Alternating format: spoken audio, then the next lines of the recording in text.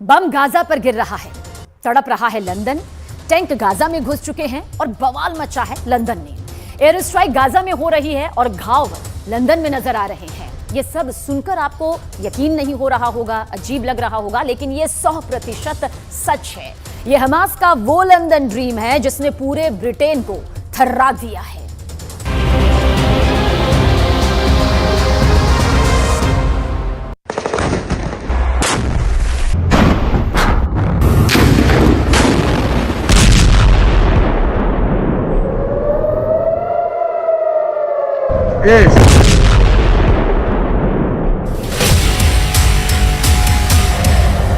जंग लड़ी जा रही है गाजा पट्टी में, लेकिन तूफान खड़ा हो गया है लंदन में।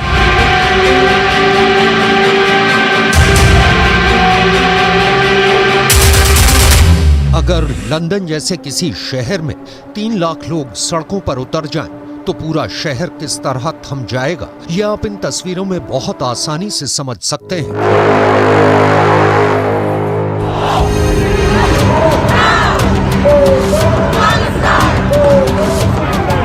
लंदन में इन दिनों माहौल कुछ ऐसा ही है।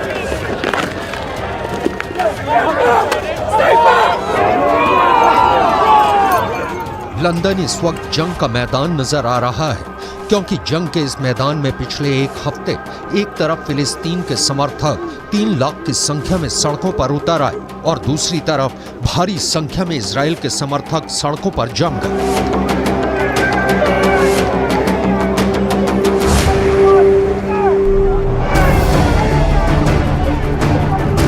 ब्रिटेन के कई अखबारों में रिपोर्ट्स हैं कि इजराइल और हमास के समर्थक भिड़ गए, हाथापाई की नौबत आ गई।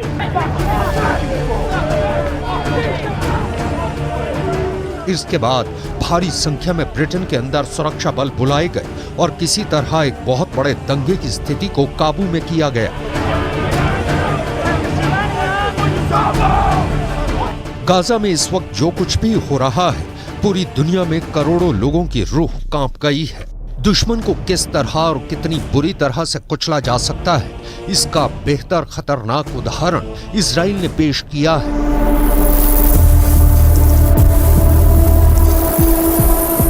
अगर तस्वीर देखेंगे तो शायद आंखें फट जाएं, क्योंकि गाजा पट्टी के अंदर इजराइल धीरे धीरे अपनी जड़ों को गहरा कर रहा है और इस खूनी गदर के बीच में सैकड़ों लोग ऐसे नजर आ रहे हैं जो मलबों के अंदर अपने परिवार के सदस्यों की लाशों को तलाश कर रहे हैं। بتحس انه ناقص اشي من حياتك، انت عارف الوالد اساس الحياة، وهي حاليا قاعد ببحث عنه عشان انا ارتاح نفسيا، عشان انا اروح ادفنه بايدي، لانه لو ضل موجود هيك انا برتاحش، حتى كل ليله بصير احلم فيه، بصير معي كابوس। हमास और इजराइल की जंग लगभग 1 महीने से चल रही है और 1 महीने की जंग में रिपोर्ट ये आ रही है कि अब तक 3000 से ज्यादा लोग इमारतों के मलबे के अंदर दफन हैं। ये संख्या और ज्यादा भी हो सकती है।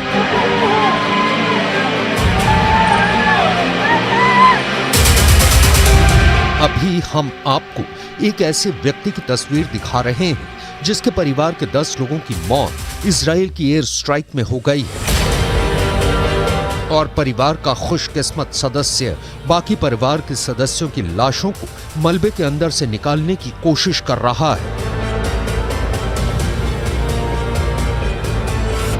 استهداف انه كان هناك احياء تحت الانقاض، تكون الاولويات للاحياء على الاموات، على الشهداء، اسف للشهداء، ولكن بعد الانتهاء من عمل استخراج الاحياء والمصابين من الاماكن المستهدفه يتم العمل على منظومه استخراج الشهداء الاقدم। जंग को 1 महीने से ज्यादा हो गया। अगर कोई 1 महीने से मलबे में दबा हो तो उसका जिंदा रह पाना तो लगभग नामुमकिन है, लेकिन किसी तरह उसका अंतिम संस्कार किया जा सके, इसकी जद्दोजहद के लिए भी गाजा पट्टी में गली गली में सैकड़ों जंगें लड़ी जा रही हैं। डंडे या लोहे की छड़ों से मलबे को हटाने की कोशिश की जा रही है। क्योंकि गाजा पट्टी के अंदर इन मलबों को हटाने के लिए ना तो कोई बुलडोजर है और ना ही कोई क्रेन। गाजा पट्टी को बारूद का रेगिस्तान कहें या मलबे का शहर, गाजा पट्टी दर्द की पट्टी बन चुका है। بيت خالتي تم استهدافه من قبل الطيران الحربي بدون أي سابق إنذار ودون أي مبرر، وحتى اللحظة لم يتم انتشال سوى 10 شهداء، وبقي عدد كبير من أفراد المنزل تحت الأنقاض وتحت بالتحديد في الطابق الأول والطابق الأرضي.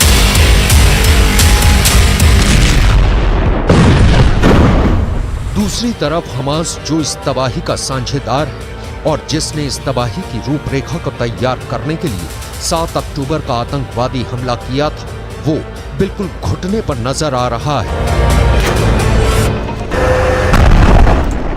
अब पछताए क्या हो तो जब चिड़िया चुग गई खेत, ये कहावत हमास पर बिल्कुल फिट बैठती है। दरअसल गाजा पट्टी और खासकर उत्तर गाजा के बड़े हिस्से पर आज की तारीख में इजराइल का कब्जा हो गया है और वहां सरकार नाम की कोई चीज न के बराबर है।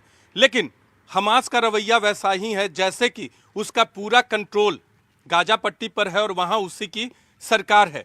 इसे कहते हैं रस्सी जल गई लेकिन बल नहीं गया। हमास ने इजराइल के सामने एक ऑफर रखा है और वो प्रस्ताव ये है कि इजराइल के 50 बंधक रिहा कर देगा, लेकिन बदले में उसे 3 दिन का संघर्ष विराम करना होगा और कुछ फिलिस्तीनी बंधकों को भी रिहा करना होगा। दूसरी तरफ इजराइल के प्रधानमंत्री बेन्यामिन नेतन्याहू आखिर क्या चाहते हैं, ये अमेरिका को भी पता नहीं चल रहा है। एक तरफ नेतन्याहू ये बयान दे रहे हैं कि बंधकों को रिहा करना उनकी प्राथमिकता है और दूसरी तरफ हमास लगातार बयान दे रहा है कि हम बंधक रिहा करना चाहते हैं, लेकिन इजराइल की तरफ से इस पर कोई प्रतिक्रिया नहीं आती।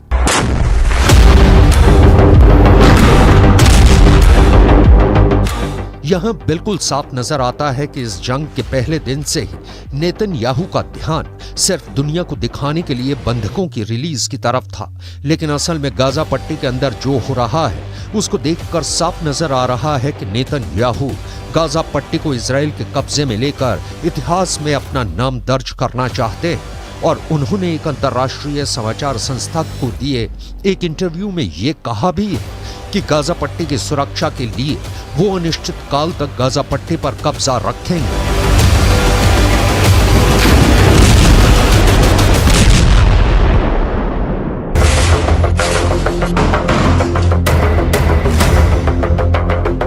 बंधकों को रिहा करने के हमास के प्रस्ताव से साफ है कि हमास घुटने टेकने की मुद्रा में आ चुका है, लेकिन इजराइल हमास के घुटनों को तोड़ना चाहता है। एक तरफ इजराइल गाजा पट्टी पर कड़कती हुई बिजली बनकर टूटा है और दूसरी तरफ इजराइल अपनी प्रोपेगेंडा मशीन को भी जबरदस्त तरीके से इस्तेमाल कर रहा है।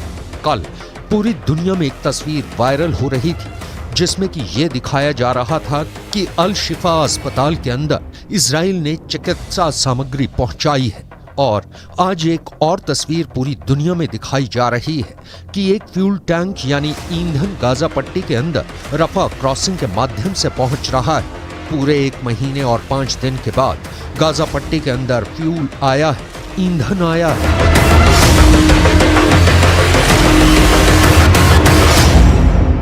जबकि लगभग 1 महीने से गाजा के तमाम अस्पतालों के प्रशासन ये लगातार दावा कर रहे थे कि उनके पास ईंधन खत्म हो चुका है, जिसकी वजह से जनरेटर बंद हो चुके हैं, वेंटिलेटर ने काम करना बंद कर दिया है, जीवन रक्षक उपकरण बेकार हो चुके हैं। लेकिन इसके बाद भी गाजा पट्टी के अंदर ईंधन को नहीं पहुंचने दिया गया।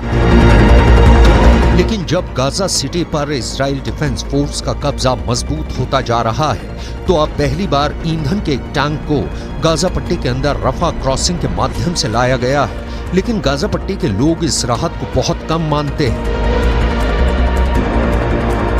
طالعة جسد وروحي مش موجودة معي، إنه أنا هلأ بدي أطلع وأسيب كل شيء ورايا، حلمي، أهلي، كل الناس اللي أنا بعرفهم। गाजा पट्टी के लोगों को जो क्षति पहुंची है वो इंसानों की मौत है। परिवार के सदस्यों का खो जाना ये दिल में हुए घाव की तरह है। इन लोगों के जीवन में एक सूनापन घर कर गया है ये जंग का एक ऐसा घाव है जो कभी भर नहीं पाएगा। الصاعقة إنه العالم كله بيتفرج علينا، يعني ما فيش يحرك ولا حدا يحرك ساكن. كل الشعب يعني بتحس كل الشعب متواطئ ضد الشعب الفلسطيني. احنا بنناشد الدول العربية والدول الأوروبية إنهم يحاولوا يوقفوا هذا الحرب، بغض النظر احنا مش محتاجين مساعدات إنسانية، احنا فعليا محتاجين نوقف الحرب أو الإبادة الجماعية اللي بيرتكبها الإسرائيليين بحق الشعب الفلسطيني। कुल मिलाकर इस जंग में हमास ने गाजा पट्टी के लोगों को बहुत बड़ा धोखा दिया है, या यूं कहें कि शायद हमास को ईरान जैसे कई कट्टरपंथी सरकारों वाले मुल्कों ने एक बड़ा धोखा दिया, क्योंकि हमास को जंग के लिए उकसा तो दिया, लेकिन जब गाजा पट्टी पर ताबड़तोड़ हमले शुरू हुए तो बड़ी बड़ी डींगे हाँकने वाले इस्लामी मुल्कों के रहनुमा गायब हो गए। जुबानी जमा खर्च के अलावा इजराइल पर दबाव डालने में कोई कामयाब नहीं हुआ।